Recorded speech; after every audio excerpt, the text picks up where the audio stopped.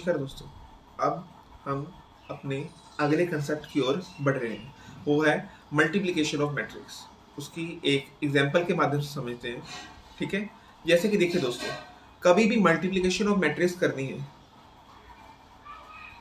Multiplication of matrix, इसके लिए सबसे पहली नेसेसरी शर्त ये है कि ऑर्डर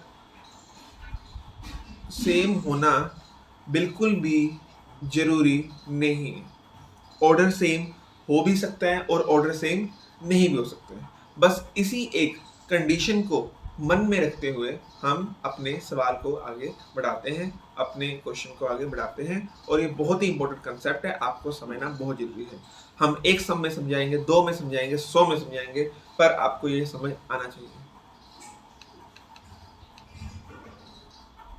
जैसे कि ये देखिए, हमारे पास 2 मैट्रिक्स दी हुई है।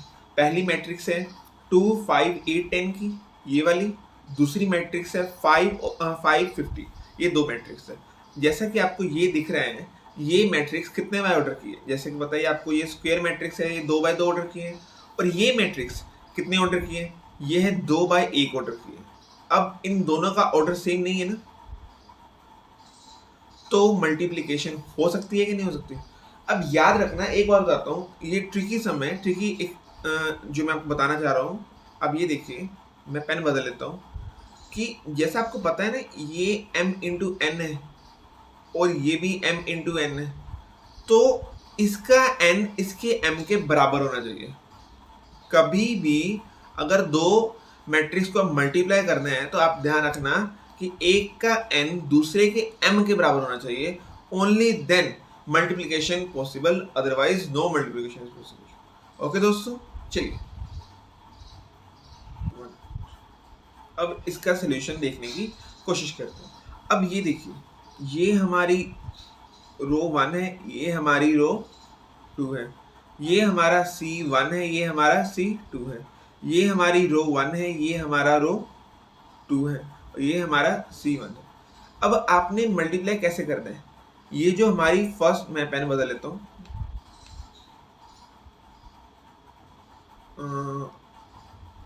पर्पल ले लेता हूँ। ये जो हमारी फर्स्ट रो है ना, ये देखिए, इसको हमने कॉलम से मल्टीप्लाई करना है। देख रहे हैं आपको? देखिए, ये जो, चलिए मैं आपको ये हाइलाइटर लगाता हूँ, हाइलाइटर लगाने की कोशिश करता हूँ मैं आपको। ये देखिए, ये जो आपकी फर्स्ट रो है ना, इसको आपने फर्स्ट कॉलम के साथ मल्टीप्लाई करना है। देखिए कैसे करना है, ये मेरा काम है सिखाना। देखिए, आपने मैट्रिक्स बनानी है, एक मैट्रिक्स बनाई। अब देखिए, 2 को 5 से मल्टीप्लाई कर दिया, कितना हो गया? 2 इंटू 5 प्लस अगला एलिमेंट,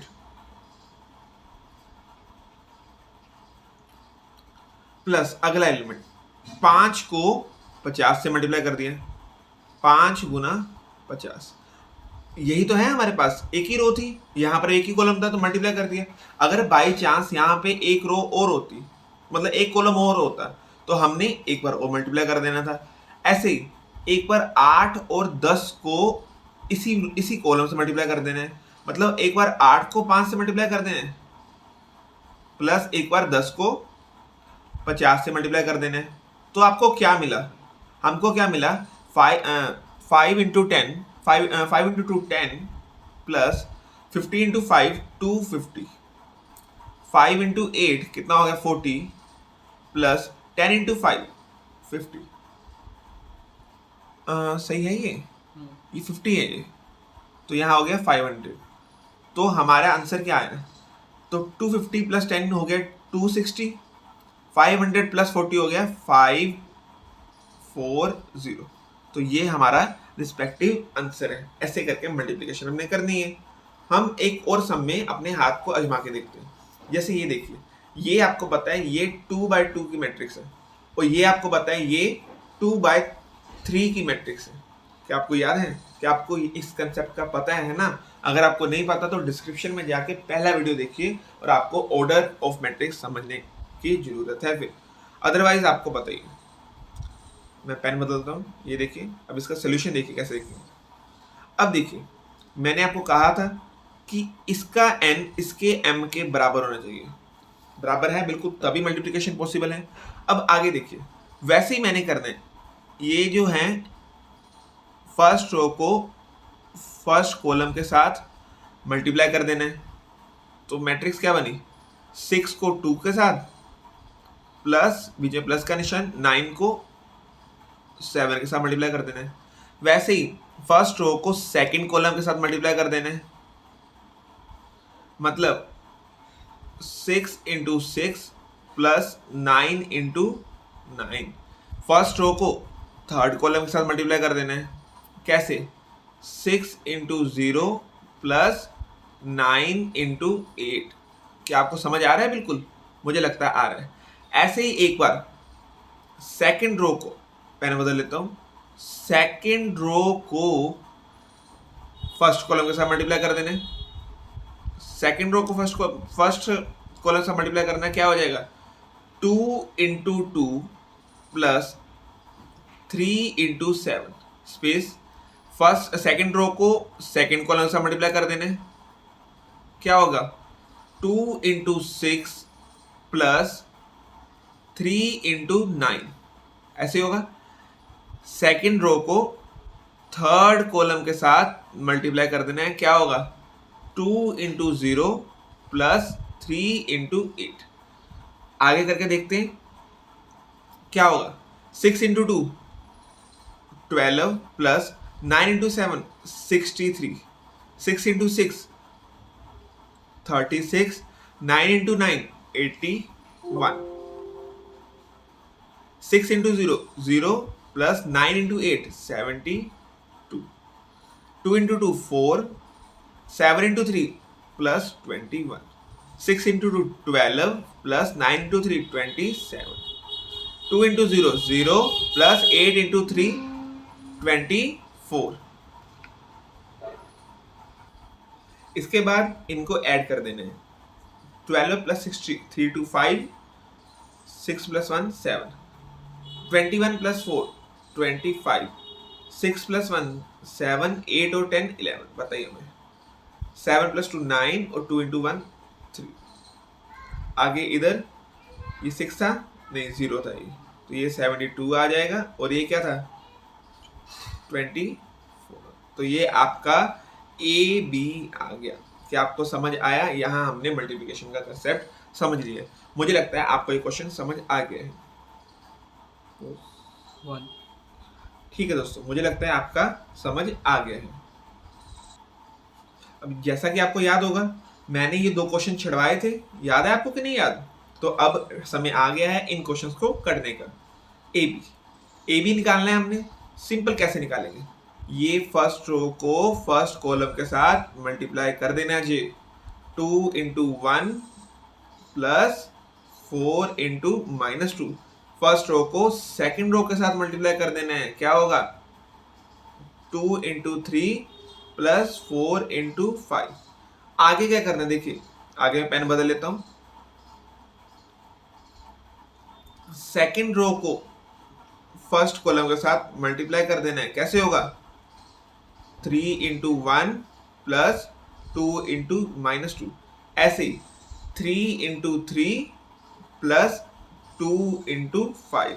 ऐसे हमने ए बी निकाल लेना है। कैसे निकलेगा, देखो, 2 into 1 2 plus 4 into 2 -8, 2 into 3 6 plus 4 into 5 20, 3 into 1 3 plus 2 into 2 -4, 3 into 3 9 plus 5 into 2 10। क्या आपको ये समझ आया?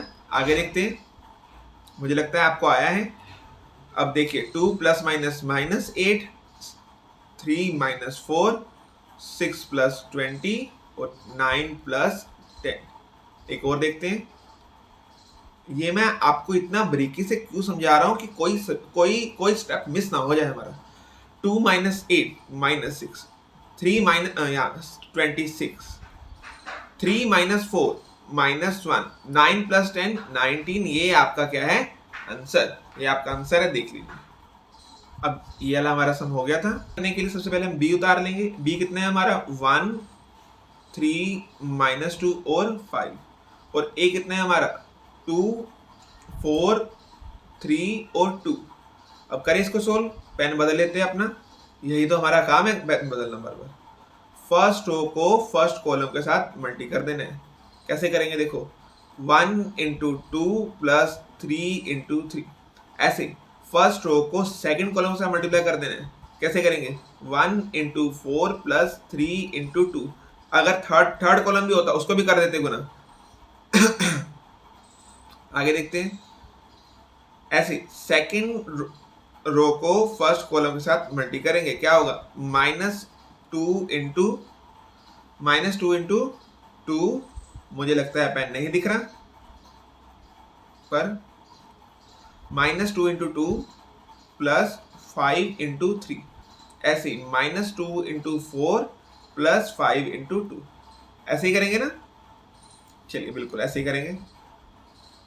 आगे करते हैं, देखिए 1 into 2 2 plus 3 into 3 9, 1 into 4 4 plus 3 into 2 6, 2 into 2 -4 plus 3 into 3 3 है 5 है,